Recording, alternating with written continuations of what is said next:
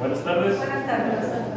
Bueno, como ya dijo Graciela, vamos a hablar sobre el tratamiento de la enfermedad de la columna vertebral.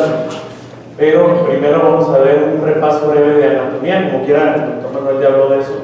Pero recordando nada más, tenemos 7 vértebras cervicales, 12 vértebras torácicas o dorsales, 5 lumbares, el sacro y el coxis.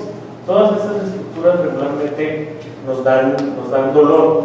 Aquí vemos algunas vértebras cervicales, vemos la vista lateral y las vértebras torácicas. Estas vértebras son características porque tienen las costillas y las costillas no permiten el movimiento. Por eso, como decía el doctor, es poco frecuente alguna hernia en la región torácica, pero sí se pueden encontrar. En la región lumbar tenemos vértebras un poquito más anchas con el disco. El disco está formado por un anillo fibroso y por el núcleo pulposo. Imagínenselo como una llanta. La llanta está alrededor y en el centro, en lugar de aire, tenemos el núcleo pulposo que está formado principalmente por agua. Por eso cuando se rompe el disco, vemos un disco negro en la resonancia porque ya se deshidrató, ya se salió el líquido que tenemos dentro del disco. Bueno, aquí a veces que se rompe el disco y sale el núcleo a comprimir las raíces nerviosas y es donde nos da el dolor tipo ciático. Aquí esta imagen me gusta mucho porque aparte vemos los ligamentos y vemos las estructuras que unen los huesos en la columna. Como ya habíamos hablado, del disco es el que une y es el amortiguador de la columna, pero tenemos de atrás en adelante el ligamento longitudinal posterior, el ligamento supraespinoso, el interespinoso y el ligamento amarillo. Estas estructuras, los ligamentos supra e interespinosos, dan una estabilidad posterior, porque hay veces también que se pueden lastimar y hace que se mueva un poquito más la columna. El ligamento amarillo une las láminas. Aquí vemos cómo está el ligamento amarillo.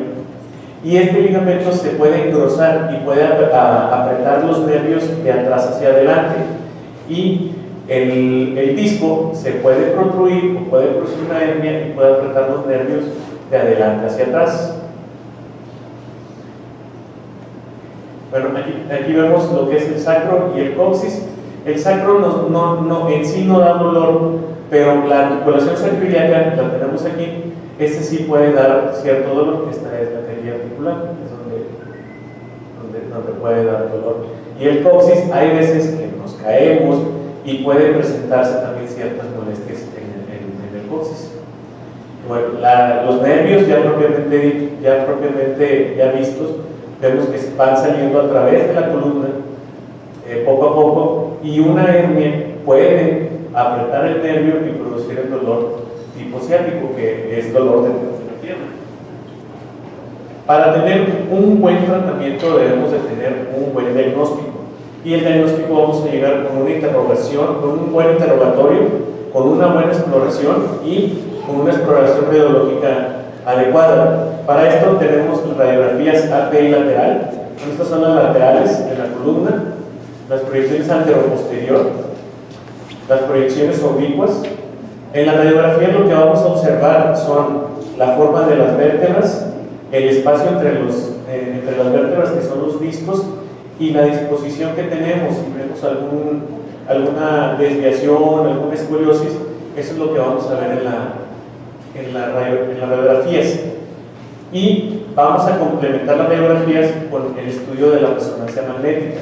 La resonancia magnética nos va a dar en sí cómo están los discos, cómo están los nervios, cómo están los ligamentos. ¿Para qué? Para nosotros saber qué es lo que está doliendo, porque las estructuras que duelen no nada más son los nervios, también son los discos, son los ligamentos, son los músculos que tenemos en la columna, es toda la estructura en sí. Y eso, ya sabiendo qué es lo que molesta, vamos a llegar a ver qué podemos ofrecerles. O por ejemplo, aquí vemos una resonancia magnética lumbar simple, normal. Vemos el disco que se ve blanquito, este es el agua que se ve en los discos. Vemos cómo se ve esto blanco, son los nervios. y vemos que no hay ninguna compresión, ninguna estructura que esté alterada. En comparación de esta, donde vemos que lo blanco ya se ve interrumpido totalmente y vemos cómo los discos ya están totalmente deshidratados. Este es un conducto lumbar estrecho. Aquí vemos una imagen del disco. Vemos negro alrededor, que es el disco, blanco en el centro, y vemos cómo tiene la forma del frijolito el disco. Esto que se ve aquí redondito es la médula. Lo que sale para acá y para acá son los nervios, tanto del lado derecho como del lado izquierdo, y vemos que está totalmente normal. Pero si nosotros vemos una hernia de disco, vemos cómo se viene y protruye apretando el nervio, en este caso del lado izquierdo. Es una hernia de 5 de segundo. Bueno, ya las enfermedades en sí, que algunas de las que tratamos son las escoliosis, el conducto lumbar estrecho, la enfermedad discal degenerativa, la ruptura discal, la hernia de disco, síndrome placentario, fracturas de columna, sacroiliitis, contractura muscular severa, tumores, también podemos llegar a tratar. Y los tratamientos, es terapia física y rehabilitación, quiropráctico, un aparato que se llama DR-9.000, infiltraciones, sellado del disco o nucleoplastía, la disectomía endoscópica, la microcirugía tubular, descompresión lumbar, una descompresión lumbar con espaciadores y la fusión. Esto es de menos a más. ¿Qué quiere decir esto? Que es lo menos invasivo hasta lo más invasivo. Vamos a ir viendo. Primero con la terapia física y rehabilitación. Aquí nosotros mandamos al paciente con un médico rehabilitador que le va a dar las sesiones y lo que debe de realizar. Puede ser hidroterapia, estimulación eléctrica, estimulación con láser o ejercicios de Williams para fortalecer la columna. Eso ya lo va a ver individualmente cada médico rehabilitador cuando van a consultar para ver qué ejercicios y qué terapias les pueden dejar. Otro tratamiento es el quiropráctico. Aquí este es un médico que por medio de compresión en ciertos puntos, como dicen ellos, son ajustes, van a hacer que la columna se sienta un poco mejor y meter a balance todo esto para ayudar. Nosotros nos apoyamos mucho en los quiroprácticos porque ellos también tienen un enfoque un poco más dirigido hacia la estructura del cuerpo en sí. Ellos se fijan que el pie está un poquito más grande que el otro, dejan plantillas y es un enfoque distinto y les ayudan a los pacientes. El otro tratamiento que no es nada invasivo es el DR-9.000. ¿Qué es este? Este es un aparato que va a dar una tracción en cierto nivel. Ya se coloca el nivel en el aparato, por si hay una ruptura discal en el L4 y L5, se programa el aparato y el aparato va a hacer una tracción específica en ese nivel para que se metan las sustancias a presión negativa, sustancias nutritivas, y poder así hacer que se detenga la degeneración del disco. No se revierte, pero sí se puede detener. Pero también es muy importante tener un buen diagnóstico, porque hay pacientes que ven esto y dicen, no, yo me quiero subir al aparato, pero hay quienes no son candidatos. Ya con la exploración y la resonancia y la radiografía ya vemos si son candidatos o no. Y bueno, ya hablando ya de procedimientos ya invasivos, entramos a las infiltraciones. La infiltración es distinto al bloqueo. El bloqueo es como darle un escopetazo y ver qué es lo que desinflamamos. Mientras que la infiltración es un procedimiento donde dejamos de manera precisa en el sitio donde queremos dejar, donde queremos que haga la sustancia efecto. Y esto lo hacemos de forma visualizada. ¿Qué quiere decir esto? Que con un aparato de rayos X llamado fluoroscopio, con la paciente de boca abajo, este es el fluoroscopio, el paciente boca abajo, nosotros vamos directamente al sitio donde queremos dejar el medicamento o la sustancia que vamos a inyectar. Esto se hace en quirófano mayor con una sedación ligera. ¿Por qué? Porque el paciente no queremos que sienta y aparte no queremos que se mueva, porque trabajamos en ciertas áreas donde vamos a dejar los piquetitos y se puede mover. Los diagnósticos que tratamos con esto son desde hernias de disco, enfermedad discal degenerativa, síndrome placentario, fractura muscular severa, conducto lumbar estrecho, sacroiliitis y radiculopatías. Y las sustancias que utilizamos principalmente lo que utilizamos son los esteroides. ¿Por qué? Porque estos tienen un efecto desinflamatorio inmediato. Los combinamos con los anestésicos y los pacientes salen maravillados porque salen sin ninguna molestia por los efectos del esteroide y del anestésico. Cuando se pasa el efecto del anestésico, empieza a ser el efecto desinflamatorio del esteroide. Por eso son los que usamos. Pero también hay que usarlos con cierto reserva, porque si aplicamos mucho medicamento, también puede tener efectos negativos, secundarios, como son todos los medicamentos. Ya en sustancias más naturales, tenemos el plasma rico en plaquetas, que es un concentrado de la sangre del paciente que tiene las sustancias para reparar de la sangre, y las inyectamos directamente donde queremos que hagan efecto. Otro es la proloterapia. La proloterapia son sustancias naturales que inyectamos para que se haga un proceso inflamatorio controlado y se repare donde queremos que haga efecto el medicamento. Este sí es una inflamación controlada. Y aquí es importante, porque aquí el paciente sale sin ninguna molestia, sale como magia, pero en estos dos el paciente sale con cierto dolor, porque obviamente no se inyecta medicamentos, no se inyecta nada para quitar el dolor, se inyecta para reparar. ¿Okay? El anestésico lo podemos inyectar de manera solitaria cuando queremos un diagnóstico, cuando tenemos sospechas de que un nervio está siendo apretado, pero no sabemos cuál, podemos ir directamente a ese nervio y inyectamos el anestésico. Va a durar 2-3 horas, pero el paciente nos va a decir, ¿sabes qué? Si se me quitó, ese es el nervio que está siendo afectado. Y ya podemos hacer una infiltración ya propiamente, o ya hacer una cirugía de nada más un nervio. Y bueno, tenemos otro que es la terapia celular. ¿Qué es la terapia celular?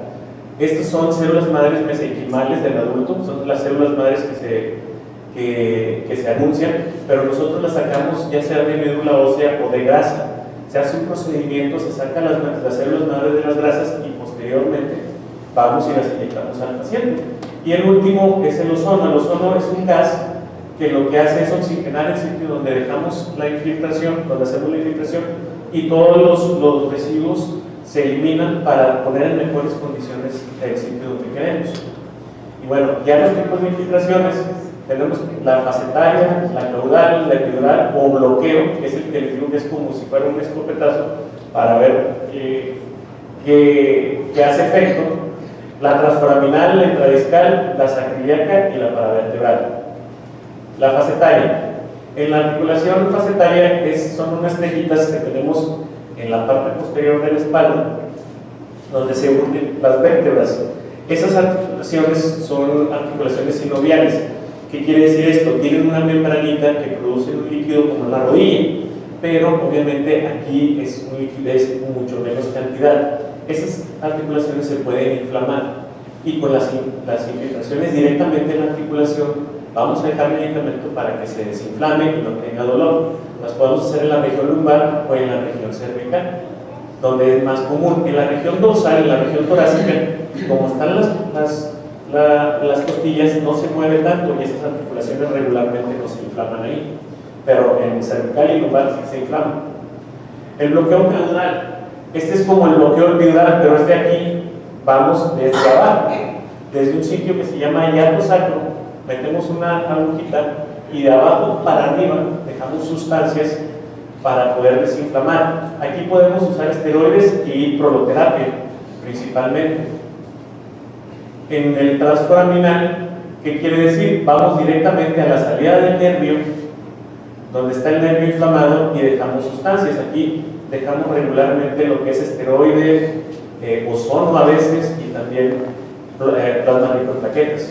Y esto es principalmente en padecimientos como hernias de disco, cuando no están tan grandes, o cuando se rompe un disco, el disco empieza a irritar la raíz del nervio, y con esto lo desinflamamos directamente, porque a veces el medicamento que tomamos no llega hasta el nervio por el aporte sanguíneo, porque a veces no tenemos un buen aporte sanguíneo, y como sabemos, si tomamos medicamento o nos inyectamos, el medicamento viaja a través de la sangre. Por eso es cuando optamos por estos procedimientos. Aquí tenemos un ejemplo de tres niveles de infiltración transforaminal. Se infiltraron los tres nervios. Y bueno, aquí tenemos también las infiltraciones intradiscales. ¿Qué es esto? Nos vamos un poquito más para adelante del foramen y llegamos al disco. Y en el disco dejamos sustancias. Aquí podemos dejar también esteroides, pero últimamente hemos estado dejando células madre para tratar de detener el desgaste y también tratar de que se repare algo. No, todavía no hay estudios que nos digan que las células madre reparan, pero sí ayudan mucho a detener el desgaste que presentan los discos. Y esta es muy importante porque no usamos ninguna sustancia química, es natural. Y las células madre se pueden obtener tanto del propio paciente o de banco de células madre. ¿Okay? Bueno, y las paravertebrales, como sabemos, tenemos músculos atrás en la columna, y estos músculos hay veces que se contracturan mucho, y aquí lo que tenemos que hacer con las infiltraciones es dejar medicamento desinflamatorio para que se quite la contractura muscular y ya no tenga dolor el paciente. En la articulación sacroiliaca, como ya les había comentado, aquí también hay una inflamación y vamos directamente a la articulación y dejamos medicamento para desinflamar. La radiofrecuencia. ¿Qué es la radiofrecuencia? Esto hacemos un complemento con las infiltraciones, porque esto lo que hace es prolonga más el efecto de la infiltración. ¿Qué es lo que hace? No sé si han ido con el dentista que les hacen una endodoncia, que matan el nervio que transmite el dolor. Bueno, es lo mismo, vamos a atacar el nervio que transmite el dolor de la articulación facetaria, y lo que va a hacer es que el efecto positivo, el efecto que se quita el dolor, lo vamos a prolongar mucho más tiempo. ¿Okay? Y esto es por medio del calor, es un calor específico. Una agujita delgada transmite más o menos una circunferencia de 7 milímetros, y lo que hace es lastimar ese nerviosito que solamente transmite la sensación de dolor. En contrario de la crioablación, es con una criosonda un poquito más gruesa, y en lugar de calor va a transmitir frío. Con esta va a congelar el área, y congela un área un poquito más grande de 1 centímetro, y también va a ser el mismo efecto, va a lastimar el nerviosito para que ya no transmita el dolor y tengamos una mejoría importante en estos síndromes. El síndrome facetario es lo que tratamos en estos casos. Aquí tenemos ejemplo de la crioablación, aquí en otro nivel. Bueno, ya vamos ahora sí a una herida más pequeña. Los otros eran piquetitos nada más. Ahora ya tenemos una herida con la nucleoplastía, una herida de 4 a 8 milímetros. Prácticamente es muy pequeña, y usamos una sonda para poder entrar al disco. ¿Esto qué es? Es un procedimiento que mediante el calor lo que va a hacer es una remodelación del colágeno en el disco intervertebral. Y lo que hace es un encogimiento de las fibras del disco para la destrucción de los receptores del dolor. Aquí lo que decimos que es como un tipo vulcanizado de una llanta. Cuando las llantas están muy lastimadas, usamos calor y vulcanizamos la llanta. Es muy parecido. Tenemos que las principales indicaciones es en la ruptura discal, enfermedad discal degenerativa y en las hernias de disco. Aquí vemos una columna donde hicimos un procedimiento. Vemos como no hay nada de agua en este disco, y en los discos de arriba se ven totalmente sanos, pero aquí vemos una ruptura aguda. A este paciente lo infiltramos, no mejoró, y lo que tenemos que hacer es ir directamente al disco para que mejore. Aquí vemos cómo el disco está totalmente negro y el disco sano está negro alrededor, blanco en el centro, y vemos este punto blanco, que esto nos indica que es una ruptura aguda, que es inflamación del disco. Lo que hacemos es, por medio del aparato de rayos X, entrar al disco con el paciente despierto, en una sedación tranquila, para que nos diga que no hay ninguna afección del nervio, y posteriormente vamos cambiando ciertas cánulas hasta llegar a poner la cánula de trabajo. Entramos con una aguja un poquito gruesa, en proyecciones lateral y antes de la fluoroscopía, y ya que estamos dentro del disco, cambiamos, ponemos la cánula que es muy chiquita, de 3 milímetros, y posteriormente utilizamos ya el aparato de radiofrecuencia también, pero este es un poquito más agresivo, da más calor, y con el aparato vamos sellando el disco para que el disco se vulcanice y ya no tenga ninguna ruptura. Aquí vemos ejemplos del sitio de trabajo. Hacemos una discografía. ¿Qué es esto?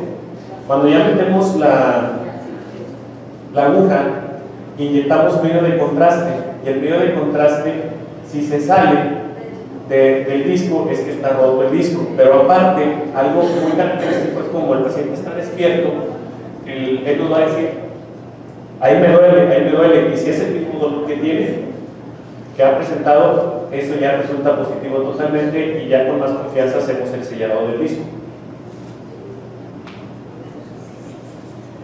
Hay veces que por la misma canulita, si vemos que el disco también está un poco lastimado, podemos sacar algo de disco y después ya sellamos el disco, hacemos el vulcanizado, y asimismo los receptores del dolor también los cauterizamos para que ya no presente dolor en el paciente. En región cervical también lo podemos hacer, es por vía anterior, y hemos hecho también procedimientos en el cuello. Ya un poquito más grande la herida, la disectomía endoscópica. Quiere decir esto: ya entramos el disco, pero ya entramos con una cámara para poder visualizar el disco, las estructuras que queremos reparar, y ahora sí ya tenemos una mejor visualización y están más seguros que estamos haciendo ya la reparación. Es igual, aquí es por medio de una cánula, se realiza la extracción del disco intervertebral y también sellamos el disco. La herida es de aproximadamente 1 centímetro de longitud, y las principales indicaciones es la enfermedad discal degenerativa, el conducto lumbar estrecho, la hernia de disco grado de 2, grado 4, la ruptura discal. Y hay pacientes posoperados de columna donde tienen la salida de los nervios muy cerrados, y con este procedimiento también podemos liberarlos para no andar haciendo cirugías más grandes. Aquí tenemos un ejemplo. Este paciente lo operamos a principios de semana. Vemos cómo están los discos sanos, y este disco está totalmente lastimado con una protrusión, con una hernia de disco grado 2, grado 3. Vemos cómo está aquí lastimado, y bueno, utilizamos el endoscopio, localizamos el nivel, y posteriormente ya entramos al disco y hacemos la discografía. Vemos cómo se sale el disco para arriba, el medio de contraste para arriba y para atrás, que en realidad nada más debería quedarse así si estuviera sano completamente. Aquí en el medio de contraste dejamos un tinte de color azul. Cuando el disco está muy lastimado, el disco se pinta de color azul. Ahorita lo vamos a ver en otras imágenes. Ya después metemos, ya que resulta positiva la discografía con el paciente despierto, ahora sí ya lo dormimos y metemos el dilatador y la cánula de trabajo. Ahí sí ya dormido el paciente para que no tenga ninguna molestia, y posteriormente ya metemos la cámara y vemos el disco aquí al fondo. Vemos cómo se ve azul, que es el disco que está lastimado, y eso es lo que vamos nosotros a retirar completamente, el disco lastimado, y posteriormente lo sellamos para que quede disco ya sano, disco blanco que no se pintó. Este disco lo sellamos, y posteriormente ya vamos sacando la cánula. Acá atrás quedó el disco, y estas son las estructuras nerviosas que tenemos y que se ven que no se dañó nada. Y bueno, estos son los fragmentos de disco. Ven como hay fragmentos más azules que otros, que eso quiere decir que serán los más lastimados, pero los que están un poquito más blanquitos también están lastimados, por eso también se retiran. Y la herida, como te he dicho, de 1 centímetro. Estos procedimientos, el paciente sale caminando a las 2-3 horas, ya anda caminando, y al día siguiente se puede ir a casa sin ningún problema. La microcirugía tubular, ya en hernias un poquito más grande, grado 4, grado 6, ya se hace una herida más o menos de 2.5 a 3 centímetros. Aquí ya es un poquito más invasivo, y también se puede usar en procedimientos como el enfermedad degenerativa, conducto lumbar estrecho, y también en pacientes posoperados que vemos que un nivel nada más está siendo afectado o un nervio nada más está siendo lastimado, podemos hacer esta técnica. Aquí vemos el disco del L4 y L5 cómo está protruido, y aquí vemos la hernia, una hernia grado 5, grado 4, 5, cómo está comprimiendo totalmente los nervios. Aquí vemos el tamaño de la hernia. Si el anterior recuerda que era un puntito blanco, aquí ya está totalmente obstruyendo la salida del nervio del lado izquierdo.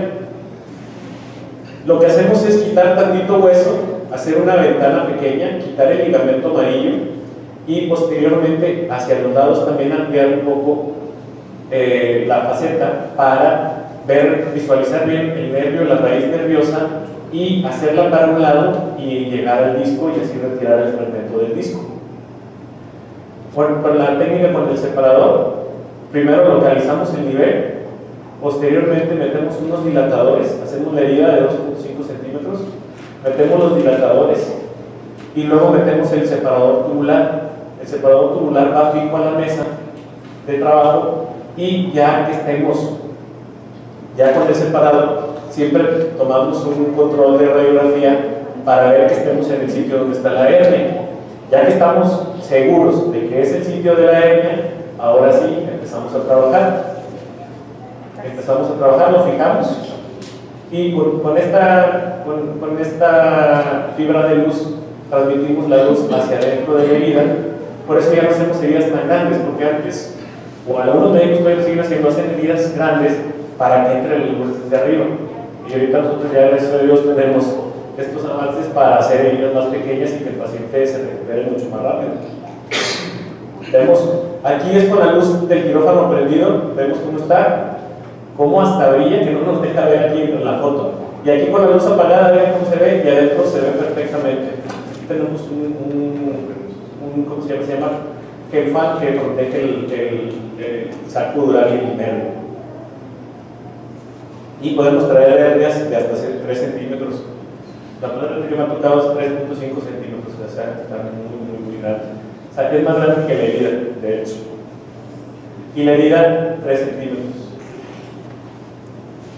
Igual con este tipo de cirugía, los pacientes en la tarde, si los operamos en la mañana, en la tarde están caminando, o al día siguiente ya están caminando y los podemos dar de alta. El sangrado en este tipo de cirugías es mínimo también. En las que hemos hablado, el sangrado ya es muy pequeño. Descompresión lumbar. Bueno, aquí ya hablamos más de un nervio. Ahorita estábamos descomprimiendo un nervio, y ahorita ya aquí es descomprimir los dos nervios del nivel o más nervios. Y aquí por eso yo les pongo que la herida es de 2.5 centímetros por nivel. ¿Qué quiere decir? Si hay 8 nervios comprimidos, son 4 niveles, y la herida obviamente es un poquito más grande. Y el procedimiento es para liberar las estructuras nerviosas que están siendo apretadas por las estructuras, ya, como ya les dije, ligamentos, nervios, ligamentos y disco o hueso. Y aquí las indicaciones es el conducto lumbar estrecho, la hernia de disco, la descompresión en fracturas también lo hacemos, descompresión en tumores, en la listesis. ¿Qué son las listesis? Es el desplazamiento de una vértebra, ahorita vamos a ver un ejemplo. Y en escoliosis también, que tiene mucha compresión nerviosa, también hacemos la pura liberación de los nervios.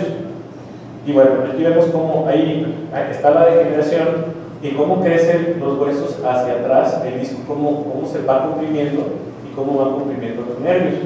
Aquí vemos un ejemplo donde está el disco comprimiendo hacia atrás y los ligamentos comprimiendo hacia adelante y haciendo que el nervio se vaya apretando. No sé si recuerdan las resonancias, cómo se veía lo blanquito que salía. Aquí no se ve nada, ya está siendo obstruido totalmente la salida de los nervios. Es un ejemplo de un paciente que operamos.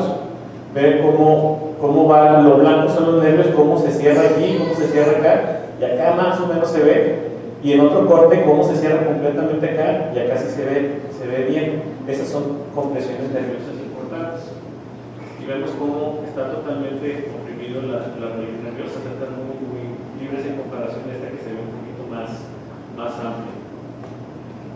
Y bueno, aquí pues las heridas ya son más grandes, ya hacemos ventanas un poquito más grandes, pero sin inestabilizar. Y las ventanas, en comparación como se hacían en el pasado, obviamente se hacen pequeñitas. porque antes quitaban todo el hueso y desestabilizaban mucho la columna, por eso ponían tornillos y todo eso. Ahorita lo que hacemos son ventanitas para liberar los nervios desde arriba y hacia los lados hasta la salida de los nervios, comprobamos para que ya no haya ninguna compresión del nervio. Esto es lo que hacían antes, quitar todo el hueso. Y lo que se hace ahora nada más son ventanitas. Este es un ejemplo de una ventanita. Aquí estamos separando el nervio y ahorita se va a ver mucho mejor.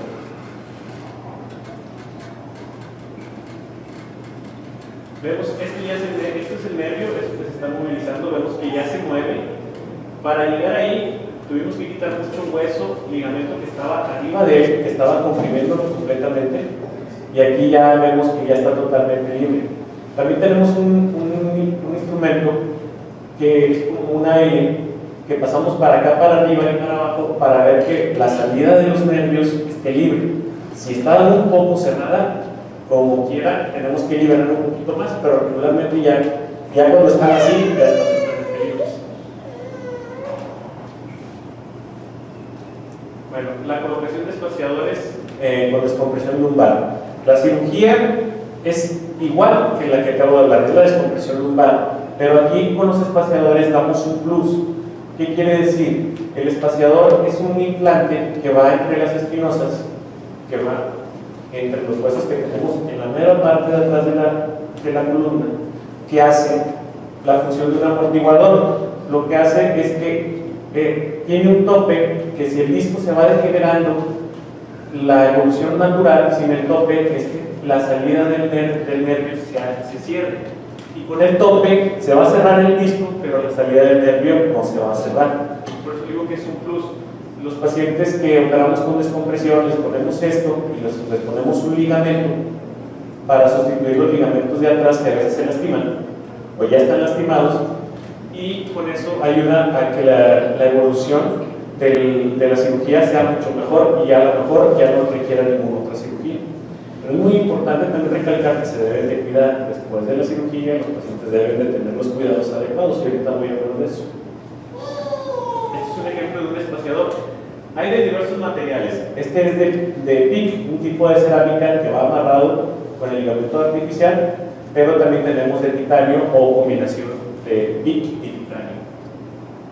Bueno, este es el ejemplo de un paciente que operamos. Vemos cómo se cierra en los distintos niveles, cómo se va cerrando, cómo está cerrado totalmente y acá cómo se cierra. Y a este paciente le pusimos 4 espaciadores, liberamos 8 nervios y le pusimos los espaciadores para que le ayude en un futuro a que ya no se cierre mal la salida de los nervios. Y aquí obviamente la herida es más grande porque son más niveles de los que estamos trabajando. ¿Ok? Aquí vemos los 4 espaciadores y, como les decía, el ligamento es esta estructura que tenemos aquí. No se ve muy bien. O en esta cirugía no pusimos espaciadores, pusimos solamente el ligamento para ayudar a que no se mueva mal la columna. También lo podemos hacer, pero si me dicen, yo creo que agregamos un plus extra con los espaciadores. La fusión. ¿Cuándo utilizamos la fusión? Ya cuando han fallado los diversos procedimientos que hemos hecho, o cuando realmente ya lo requiere el paciente, como en enfermedad isquial degenerativa muy severa, o cuando la columna se está moviendo mal, que puede estar pellizcando los nervios. ¿Okay? Las indicaciones son lugar estrecho, descompresión de fracturas, descompresión de tumores, tristezas degenerativas, escoliosis y enfermedad isquial degenerativa severa. Lo que hacemos en la fusión es, valga la redundancia, fusionar un segmento.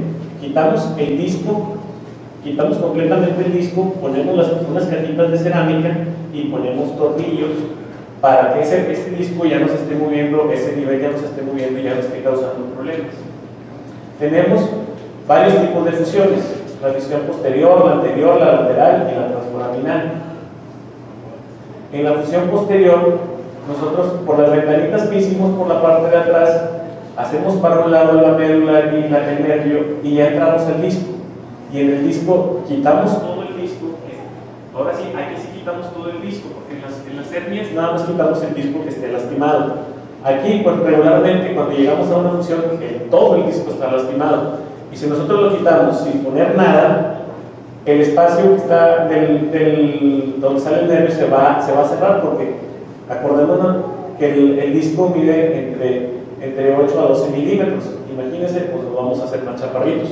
Por eso dejamos unas cajitas donde va el disco para darle la longitud, y aparte utilizamos los tornillos para darle estabilidad. Aquí lo que hace la función de las cajas es que transmiten el peso y ya no le dejan todo el peso a los tornillos. Antes nada más ponían tornillos, pero se fracturaban los tornillos, se rompían.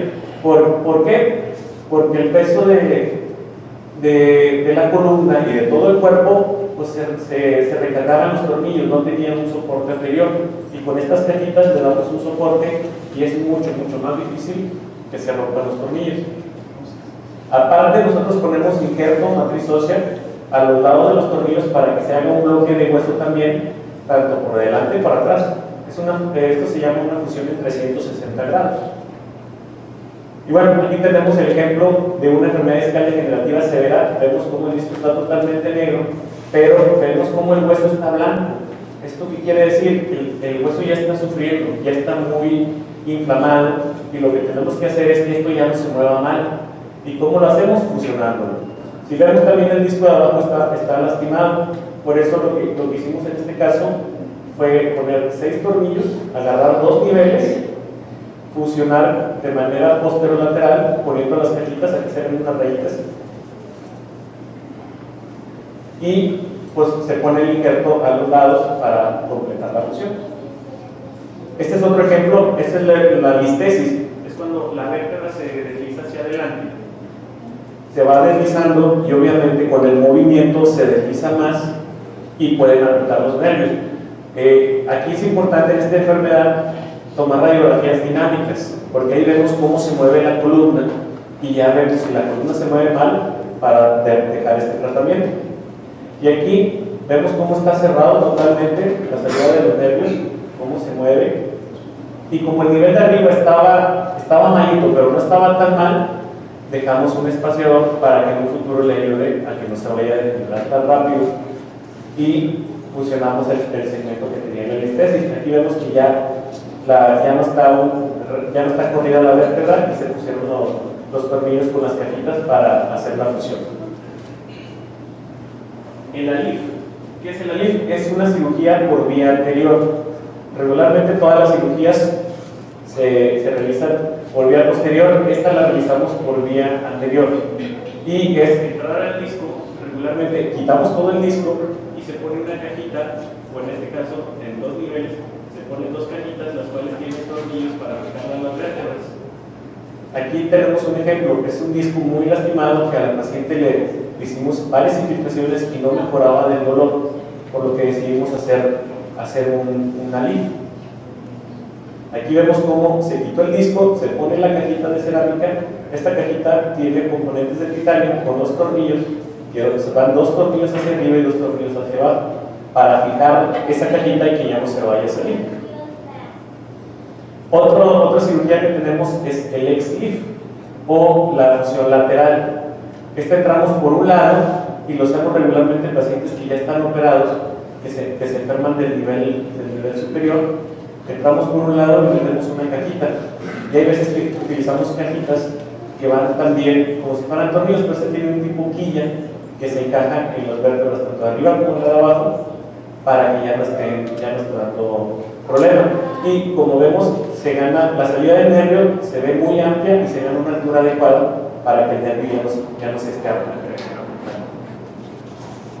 El CLIF o fusión transforaminal, aquí cuando nada más un nervio está siendo afectado, no abrimos los 2 lados, abrimos nada más el nervio que está siendo afectado y por ahí vamos quitando totalmente el disco y posteriormente ya ponemos la caja para fusionar y queda así, o sea, se quedan los tornillos con una sola caja, pero entramos por un ladito, más que entrar por el medio.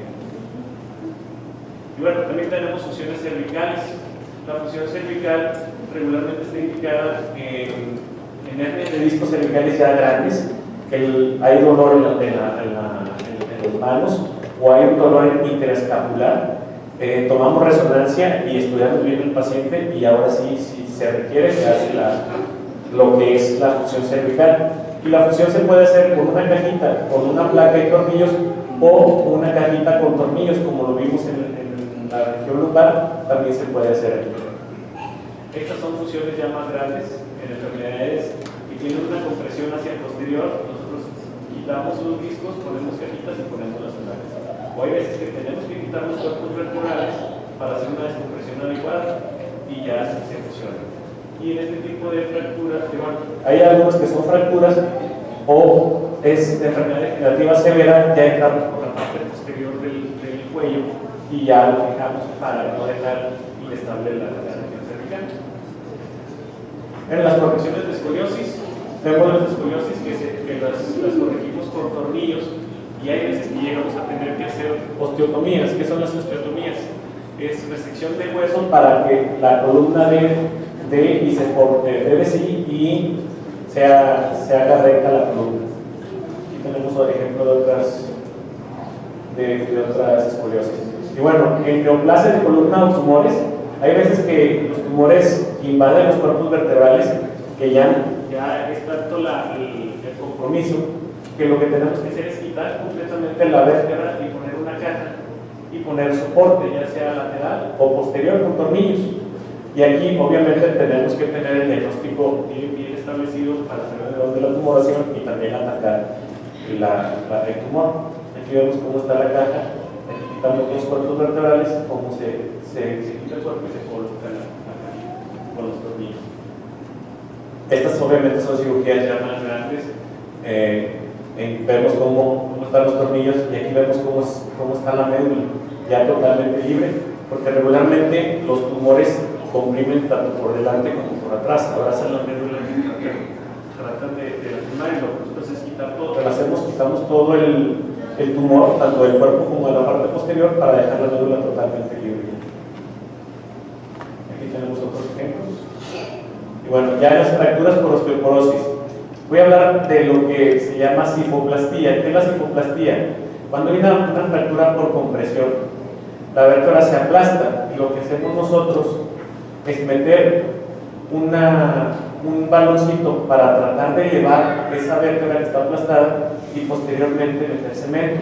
Hay veces que lo que hacemos con el baloncito es que nos dé un espacio para que quepa el cemento. Esta es una cirugía mínima invasiva, son heridas menos de 1 centímetro, se hacen 2 heridas regularmente para poder nosotros poner cemento en los dos pedículos, se llama. Este es un ejemplo de una vertebroplastía. Este paciente estuvo con tratamiento conservador 1 mes, no se calmó el dolor. Vemos, aunque la fractura no está tanto en la compresión, pero vemos que está muy inflamado. Un efecto del cemento es que calienta y quema las terminaciones nerviosas en el cuerpo de la vértebra y quita el dolor. Lo que hacemos aquí es entrar por los pedículos, que son estos que parecen ojitos. Por ahí entramos con la fluoroscopía, metemos unas agujas y posteriormente unas cánulas de trabajo, rimamos con una broca, llegar aquí vemos cómo está el defecto y luego metemos el baloncito. Este es el baloncito que está desinflado y lo vamos inflando. Vemos cómo se va levantando, cómo se levanta más y posteriormente metemos el cemento. Y al cemento lo metemos, vamos viendo todo por la fluoroscopía y luego ya vemos cómo está distribuido en los dos pedículos, que está en toda la vértebra, y ya vemos cómo se levantó y cómo está el cemento. Y son medidas muy pequeñas también. Estas cirugías a veces las hacemos hasta ambulatorias, o regularmente le decimos al paciente que se quede un día. Complicaciones. Las complicaciones que tenemos transoperatorias, la lesión nerviosa, hay veces que se puede dañar el nervio, dar cierto toque, pero es mínima, porque se hace con todo el cuidado. Lesión vascular también puede llegar a presentar, pero estas son mínimas, de abajo de 0.001%. La que es un poquito más común es la lesión de la dura madre, o cuando la dura madre, que es el saquito donde están los nervios, que es como una bolsita, se lastima o está muy adelgazada, porque las estructuras que están apretando los nervios pueden adelgazarla, que nosotros al retirar las estructuras vemos muy delgadita la capa, esa, y lo que tenemos que hacer es dejar al paciente 3 días acostado nada más, que regularmente los paramos al día siguiente o 2 días después. Si hacemos una fusión, nos esperamos un día y hasta el segundo día nos paramos. Y si vemos que la dura madre está un poquito lastimada, lo que hacemos es dejarlos 3 días acostados. Y hay veces también que hay una compresión de la raíz cuando se coloca el injerto, por eso aquí tenemos que tener mucho cuidado nosotros al colocarlo. En las posoperatorias podemos tener hernias de disco recurrente. Nosotros teníamos un paciente que lo operamos y a la semana empezó a saltar la cuerda y le salió otra vez la hernia. Obviamente tenemos que estar conscientes que estamos posoperados y tenemos que cuidarnos para que no vuelvan a suceder esto. Abscesos epidurales o infección de la herida quirúrgica en pacientes principalmente que son diabéticos muy mal controlados es donde podemos ver esto. Por eso siempre tenemos que tener un buen control de las glicemias, del azúcar, y tener una adecuada comunicación con el paciente para ver que se esté cuidando bien la herida. Cuando hay una lesión de la dura madre que es posterior a la cirugía, puede salir líquido cefalorraquídeo y puede hacerse un pseudomeningocelia. Aquí lo que hacemos nada más es que esté el paciente en reposo para que se repare solita la lesión y no tenga ninguna secuela. Y la neuritis, ¿qué es? Es inflamación del nervio. Regularmente cuando el nervio está muy apretado y nosotros lo liberamos, el nervio ya tiende a dónde inflamarse, y hay veces que se inflama y produce un dolor muy parecido a la ciática. Y ahí tenemos que tener una comunicación porque el paciente se puede asustar y decir: oye doctor, me duele igual que antes de la cirugía. Y bueno, es normal porque ya tiene el nervio para inflamarse y con medicamento tiene nada más. No hacer ninguna otra cosa. Bueno, esto es una tabla de lo que son las complicaciones, que son muy pequeñas. Bueno, los cuidados postoperatorios. Durante las primeras semanas se pueden presentar 3 dolores: dolor en la herida quirúrgica, nervio inflamado, como ya comenté, o espasmo muscular o contractura muscular. ¿Por qué sucede el espasmo o contractura muscular? Principalmente porque el paciente es muy temeroso a moverse. El paciente ya no quiere volver a sentir el dolor que sentía y no quiere moverse y anda todo duro, y se tensionan tanto los músculos que se produce una contractura muscular y empezamos a batallar con esos pacientes, que son los pacientes que mandamos a rehabilitación para que les den higiene de columna y que se reintegren a su vida normal antes de la cirugía. Al contrario, tenemos pacientes que los tenemos que andar amarrando porque andan caminando y andan como el de la cuerda. Pues tenemos que decir: tranquilos, porque tienes que cuidar nada más. Pararse. Cuando ya estamos operados, empezamos con periodos de 10 minutos, y esto es dependiendo de la cirugía, en la tarde o el día siguiente o 2 días después, y se va incrementando gradualmente el tiempo de estar parados. Nosotros le decimos al paciente que encuentre un punto medio, si empieza a molestar ya se puede sentar, y sentarse con periodos de 20 minutos al inicio, y después de 20 a 30 minutos se para, se estira, se vuelve a sentar o se puede acostar. ¿Ok? Y ya en casa, al empezar la caminata con media cuadra y no alejarse tanto de su casa, porque si hay un dolor, para que se regrese a su casa. ¿Ok? Agacharse, aquí es no por lo menos 3 meses, y siempre, como había dicho el doctor Manuel en su presentación, siempre flexionando las rodillas. Lo ideal es que no nos agachemos si no tenemos necesidad. Si alguien está ahí que nos puede ayudar, mejor agacharnos. Estemos lastimados, estemos operados o no, tenemos que tener estos cuidados. Las escaleras, después de la cirugía, vamos a subir escaleras de 2 a 3 veces por día nada más, no estar exagerando, andar subiendo y bajando. Y siempre es emparejando un pie. Subimos un pie en el escalón, subimos el otro, y así nos vamos cuando estamos operados. Ya después, con el pasar del tiempo y vamos recuperando fuerza,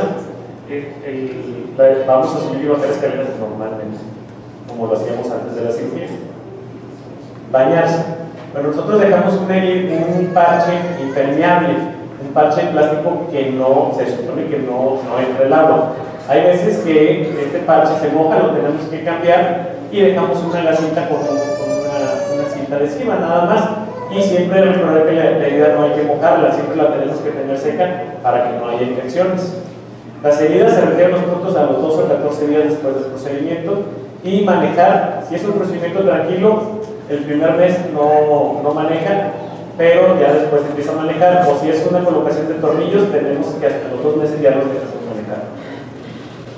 Las labores domésticas, no hacemos nada en casa hasta los 2 meses después de la cirugía y después de iniciar con trabajo ligero. Aquí planchar, lavar, barrer, hasta que el médico lo autorice, y hay veces que no lo autoriza.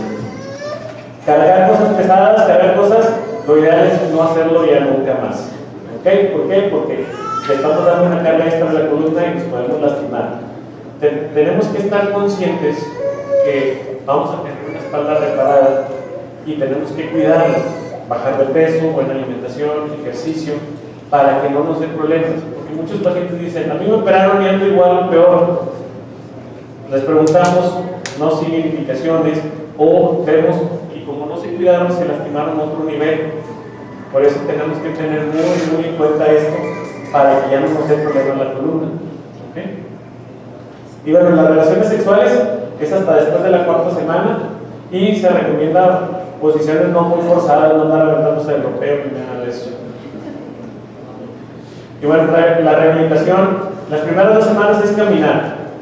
Caminar en casa, caminar en caminadora, salir un poquito al parque, pero ya después nosotros a las 2 semanas los valoramos y ya los enviamos a rehabilitación si se requiere. Hay pacientes que no requieren, pero lo ideal, posteriormente, el ejercicio ideal es nadar. ¿Para qué? Para que fortalezcan todos los grupos musculares.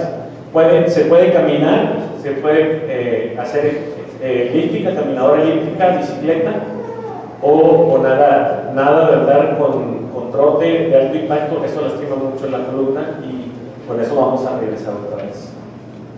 Y bueno, pues sería todo, no sé si tienen alguna pregunta.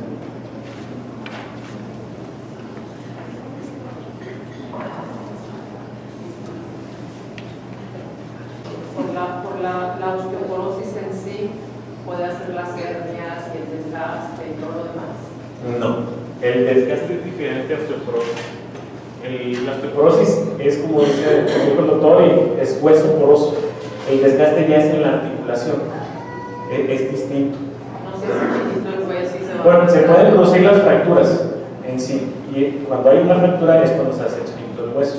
Pero el desgaste es cuando la articulación se ha trabajado tanto que ya empieza a haber crecimiento de hueso alrededor de la articulación.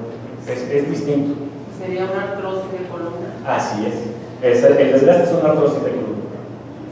Ahora, ¿el medicamento de teriparatida hace hueso? Ningún medicamento hace hueso. Lo acaba de decir un reumatólogo. No, ningún medicamento. Lo que hace es que ya sea la absorción de calcio o que el hueso que está en la propia vértebra o en el propio cualquier hueso no se excrete o no se elimine. Cuando las mujeres entran en la menopausia, se pierde el equilibrio entre el calcio que entra y el calcio que se excreta. Ahí se pierde, hay una excreción de calcio mucho más, se pierde más calcio del que se mete, por eso se empieza con la osteoporosis. ¿Okay? Los medicamentos lo que hacen es inhibir uno de los mecanismos, ya sea captar más calcio o eliminar menos calcio para que el hueso se vaya fortaleciendo más. Esos son los mecanismos de los medicamentos principalmente. No sé, ¿alguna otra pregunta?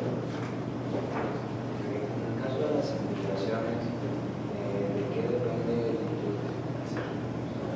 porque no se relaciona una cosa relacionada? Tenemos el micrófono. Depende mucho del paciente y depende también de cómo veamos nosotros al paciente. ¿Okay? ¿Qué quiere decir? Si a lo mejor tienes un proceso que te acaba de empezar, tienes 2 o 3 semanas batallando, ya tomas tu medicamento y no te ha hecho efecto, pero tú estás abierto a que los esteroides, a recibir esteroides, podemos hacer un tratamiento con esteroides.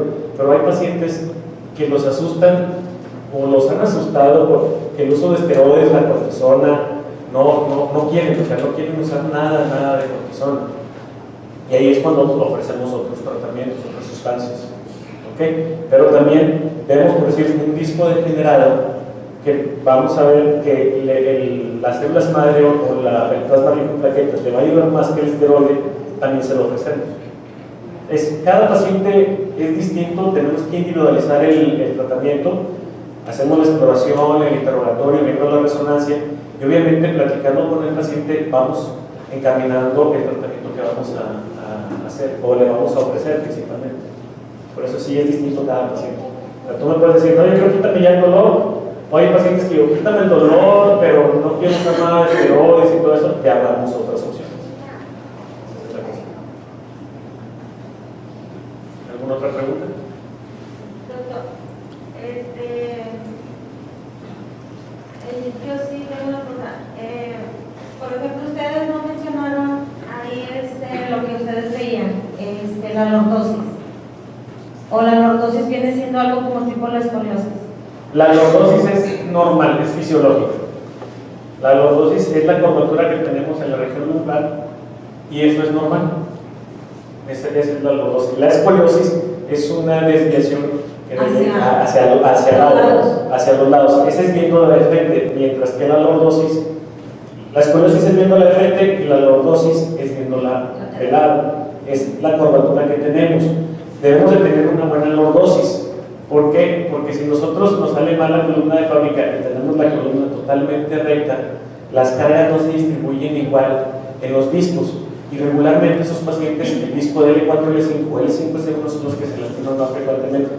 De hecho, salió con hernia de disco en L4, L5 por la lordosis. Así es, cuando se pierde o ya viene de fábrica que no tenemos una lordosis adecuada, regularmente esos son los discos que se lastiman porque no se distribuye bien la carga y caen en los últimos dos discos todo el peso del cuerpo.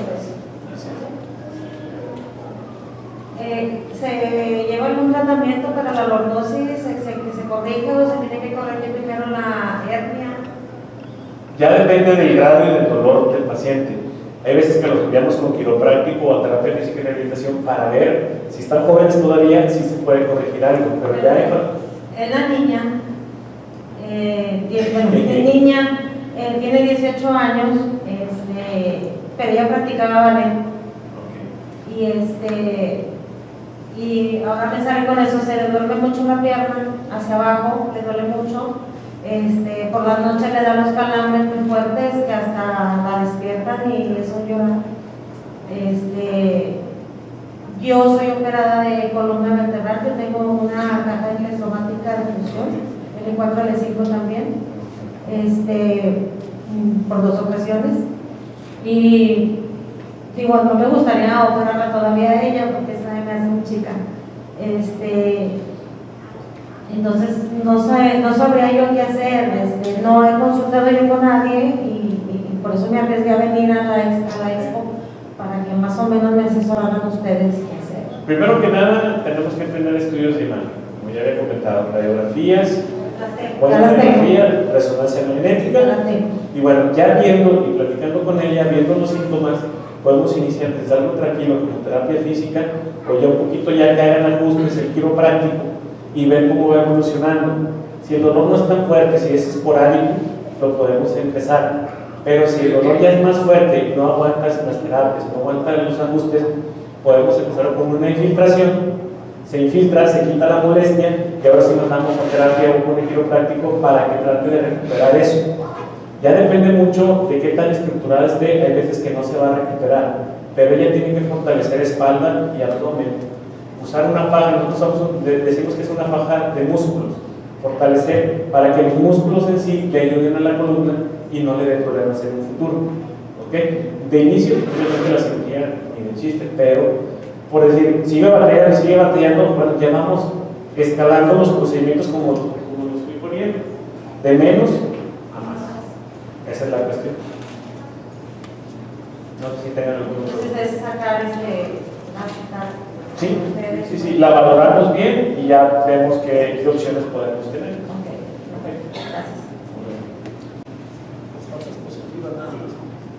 Gracias. Bueno, hay veces que tenemos discos que están negros que no nos dan molestia, o la resonancia nos da falsos positivos, se dice. Tenemos que estar bien conscientes de eso y con la exploración física vamos a ver si realmente es un dolor de disco, un dolor de facetas, un dolor muscular. Como les había comentado, hay muchas estructuras en la columna y todas esas estructuras dan dolor, dan cierta característica del dolor. Tenemos que ver cuál es el dolor y a ver cómo la